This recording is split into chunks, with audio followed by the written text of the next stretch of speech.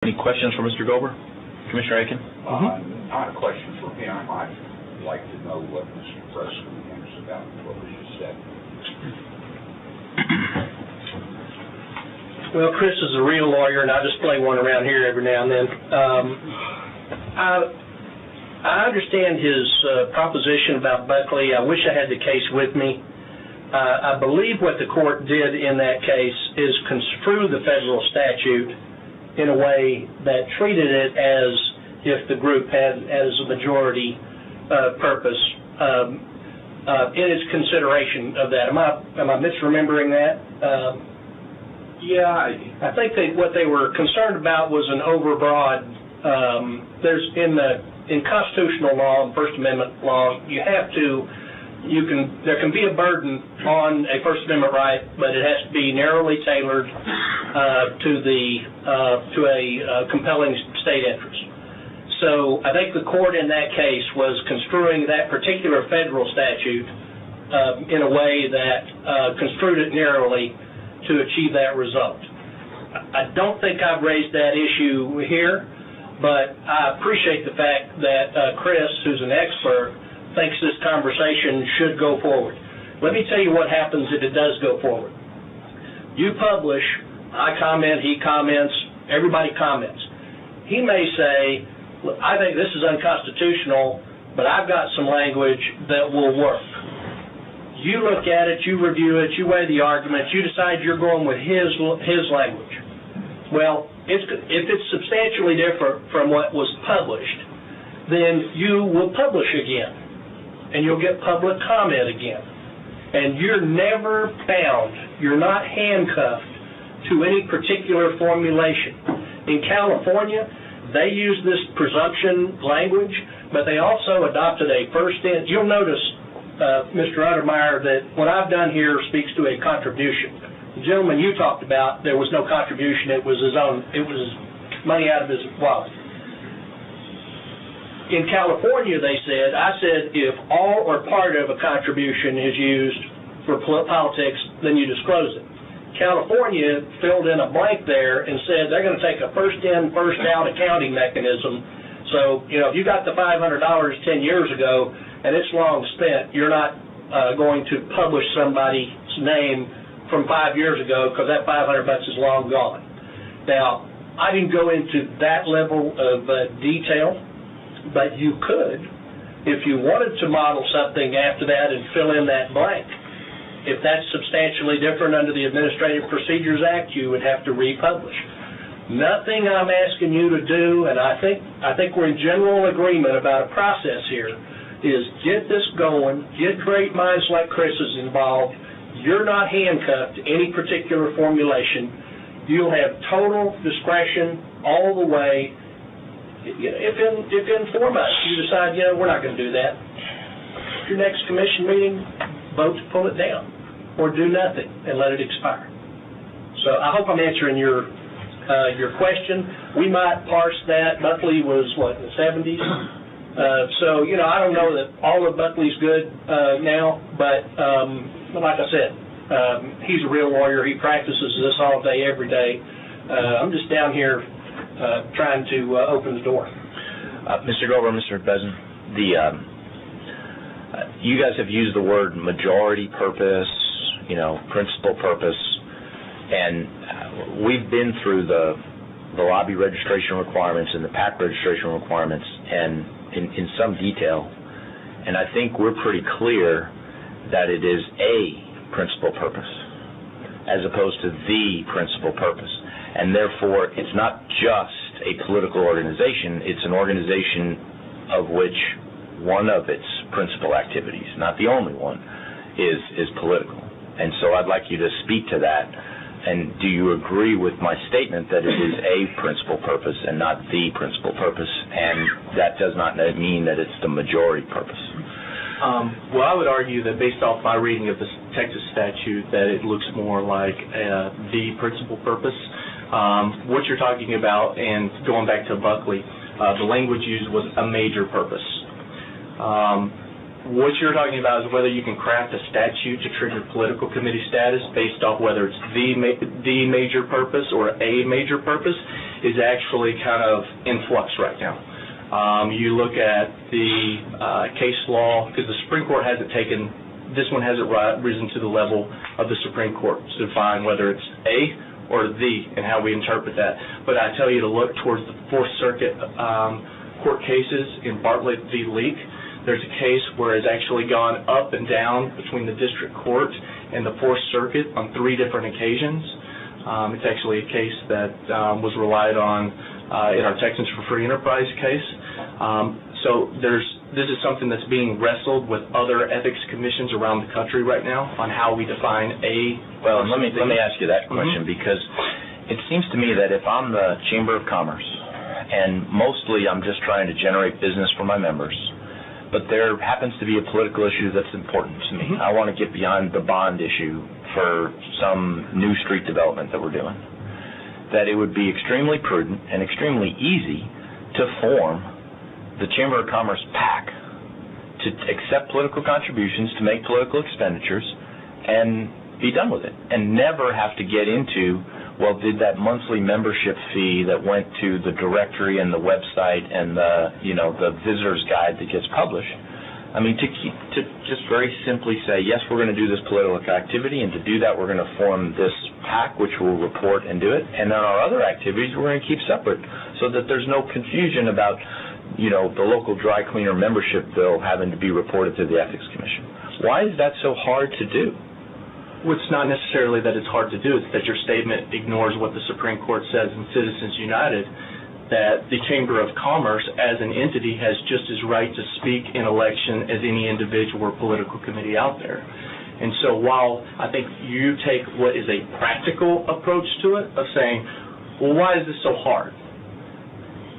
That may be the case, but the fact of the matter is we're still bound to follow constitutional precedent, and the Supreme Court really made their position really clear that Chamber of Commerce has just as right to speak in that election or not, and unless and until that activity becomes a major purpose of that organization's activities, you can't regulate it as a political committee. I will say this, though. You use the word major. That's not in the statute. Agreed? That's in Buckley v. Vallejo, which dictates what you can say in your statute. Okay, but you agree with me that the statute says a principal purpose. Right, and so let's just say, let's just follow that along. You define what...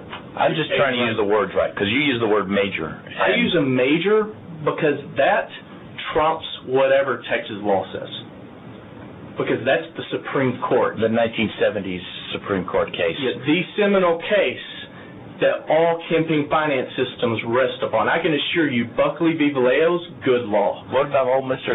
Justice Scalia and Citizens United, and how this opinion does not affect the regulation of contributions and expenditures? Well, what about him? Doesn't he trump 1970s Supreme Court law? There are 2 ways that there are regulation of 501c4s and C6s with disclosure. So if you look at federal law and how they have crafted it, if you are a 501c4 and then you engage in political activity, if you raise those funds for the purposes of political activity, then you are required to disclose those donors. That is how we operate under federal law. That's how other states, same way the state of Montana deals with it, a whole other host of states, where if a group is out there raising money for political purposes, then it's essentially earmarked for that political purpose. You then become disclosable. That is constitutional, because then you are taking a group and you are disclosing money that they intended to be used in elections.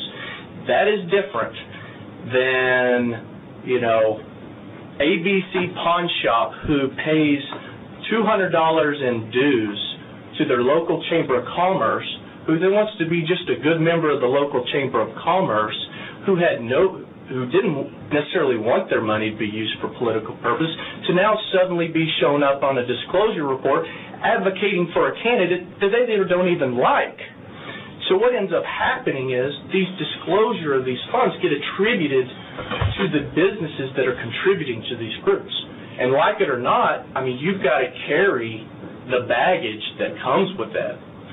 And that's where I think that there is a problem to where NAACP v. Alabama actually is good law, because there has to be some kind of line where there is intent to engage in elections on the part of the donor and the disclosure that comes with it.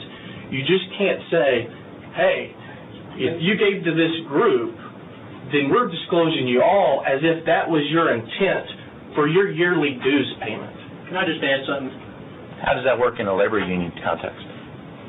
A labor union context? Yeah. Labor unions don't disclose anything. But isn't one of the issue with regard to disclosure of these contributors to political activity the challenge of disclosing contributors to a labor union that then participate in the political process? Well, I think that to the extent that labor union is raising and taking dues for purposes of political activity, then that gets back to my area where, there's an intent to that. But that's just a huge difference than... But that labor union member is going to say that, this is for my health insurance and for my collective bargaining rights and all these other things, and oh, by the way, the fact that we support these other candidates isn't one of the reasons why we, my intent was to join the union. It wasn't to contribute to candidate X. In fact, I don't even like candidate X. Just like you said about the dry cleaner. Right. And right now, under federal law, there's got to be an intent requirement. Can I address that? Because what's important here is that we're trying to come up with we have a system. But what is important is that the way this be applied is uniform and understandable and clear across the board in every circumstance. I couldn't agree more. It's sometimes helpful in the legislative process. I'm asking you to legislate. Sometimes helpful to look at the words. We don't legislate. But we will pass rules. You've been delegated a legislative function, and that's what I'm asking you to exercise. Look in the first line. I'm looking at the proposed rule. Can we agree that it's a rule-making function? That'll make me feel a lot more comfortable in my limited role. That's fine. It's still helpful to look at the words. It says a contribution, by definition, a contribution is any transfer of anything of value in the Texas Election Code, is presumed to be a campaign contribution. A campaign contribution is one that is made with the intent to be used in an election. Would you agree under the election code? You've got the book up there. I go get my deal. That's the difference between a contribution and a campaign contribution, is that a campaign contribution is intended to be used in an election. There's a commonality in what I'm trying to say, that the law will presume that if you gave money and it was used in an election, that it was a campaign contribution. Now, I've made it clear in the whole write-up here, and I don't know if you've seen the whole write-up or not, but that this presumption can be rebutted. What I did not do is go through and fill out all the ways that I could think of that you could rebut it. I mentioned one earlier, which was to say, I didn't intend for my money to be used that way.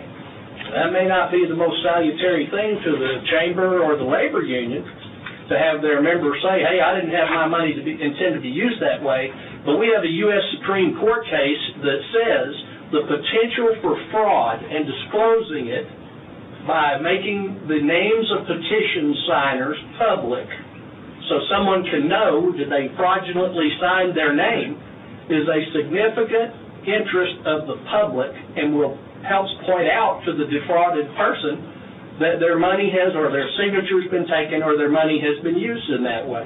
I laid that out in the document. So we're not going to agree at the podium today about all of that, but there's some commonality and some overlap. I hear what you're saying.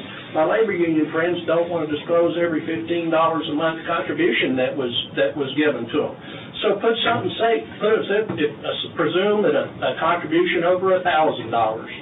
Put some qualifiers on it you can live with. You bring a formulation back in the rulemaking process, y'all weigh them, make your judgment. Anyway, I think we're on the same page as far as going forward. I think we have commonality regarding this intent issue. That's the reason I styled this the way I did. I think the value of disclosure, you obviously are centering in on some logistical problems for the regulated community and the agency as well. Commissioners, any further questions for these witnesses? Thanks. Commissioner Ermeyer? Yes, this is for Mr. Bresnen. Yes, sir. I should have asked earlier, but now I have another chance. And that is the question of intent. The language that you've given us makes a presumption of intent, or at least it goes forth on the basis of presumption. Yes, sir. Does it help or hurt, in your view, if we were to say that a contribution is presumed to be a campaign contribution if the donor knows or has reason to know that the contribution will be used to make a campaign expenditure or political contribution? Well, why don't, Chris probably going to have a problem with it, but, you know, if you publish it for comment and we can all come address it, I can live with it as a starting point. Because frankly, I think that everybody that I've got in mind, the people that I know of, I mean, the people that are on that list that I gave you there, they've made a public filing. And by the way, part of what I'm going at on the nonprofits, either the donor can shape how the money is used, or the nonprofit has to spend the money in a way that's within one of its purposes. This is Texas law. I'm not talking about the federal campaign law or anything, or IRS law. So if the expenditure is on politics is within a legitimate purpose of that nonprofit corporation, the donor does have reason to know, because everybody's charged with knowledge of the law. These charters are filed publicly. Their IRS forms are all available publicly. They're a public record by law. So a donor does, I guess what I'm saying is, it's kind of embedded in what I'm doing, because donors do have reason to know, unless the organization's spending the money in a way that's in conflict with their purposes or the donor's expressed intention. Well, I would like to hear from Mr. Gober, but I was trying to get at the issue of the pawn shop that just joins the Chamber of Commerce and then discovers later that the Chamber of Commerce is used to dues for political purposes. Yeah, so the problem with your reason to believe has been used in other states and been struck down as constitutionally vague. Unconstitutionally vague. So, because there's a question of what is a reason to believe on behalf of a donor. Is it because of what the group has done in the past? Am I supposed to know that last cycle that they spent $20,000 on political contributions, so therefore I'm now on notice that this is what my contribution may use for in the purpose? And this is kind of my overall point. You're not the first agency that's tried to address this.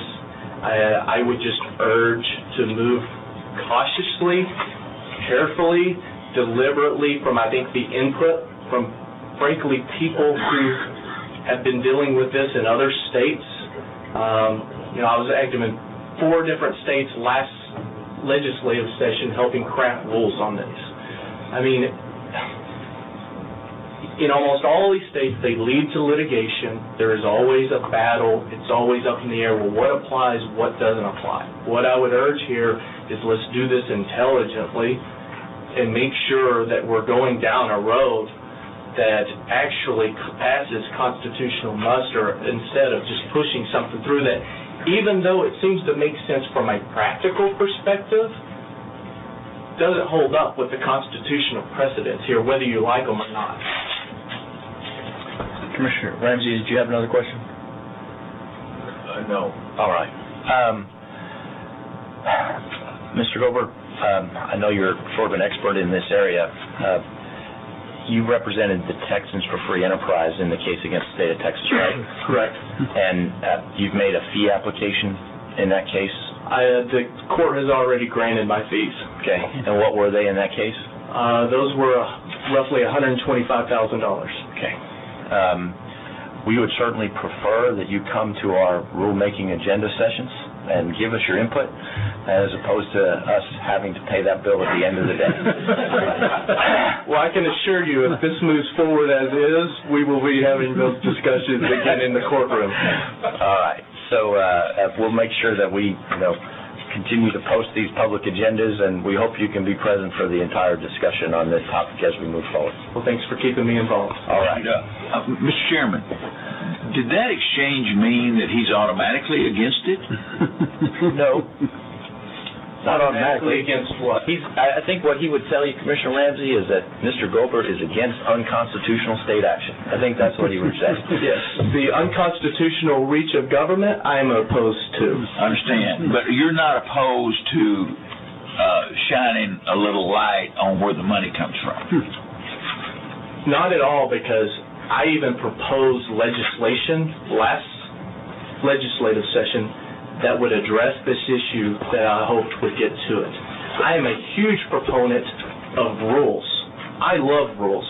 In my experience, I have clients that say, hey, there's no rules on this. Texas law doesn't define coordination. What that means to me is it scares the heck out of me. Because what that means is now we're making up the rules in a Travis County District Attorney prosecution or in some enforcement action, whereas I'd rather know all the rules in advance. So I am in favor of rules and guidelines, but I'm just in favor of constitutional ones. But would you agree that this commission could lay out this kind of program for disclosure and protect those that might be members of the Chamber of Commerce or a labor union in such a way that they can retract their money if they don't like where it's going, for instance? I think that we can certainly craft language that would survive constitutional scrutiny. Whether it goes far enough for the players involved, that's another question. I mean, I would argue that of the disclosure of dark money groups, not just in Texas, but really all across the country, the problem with the measures and how far they're looking to take it, they just won't pass constitutional muster. And so my caution is, I could give you language that I think addresses it to make sure that, we're going out and we're capturing those groups that are crossing the line. To make sure that, look, if your activity is, if your real underlying purpose is political activity, we're regulating you. Fine. I think we can draft language that goes out and does that. But will that standard capture everybody that the proponents of this want to capture? Probably not. I mean, there's some where it's going to be in between, and I think it's got to be in between in order to pass constitutional muster. That's the struggle that everybody faces across the country right now. I love to hear lawyers talk. Thank you very much.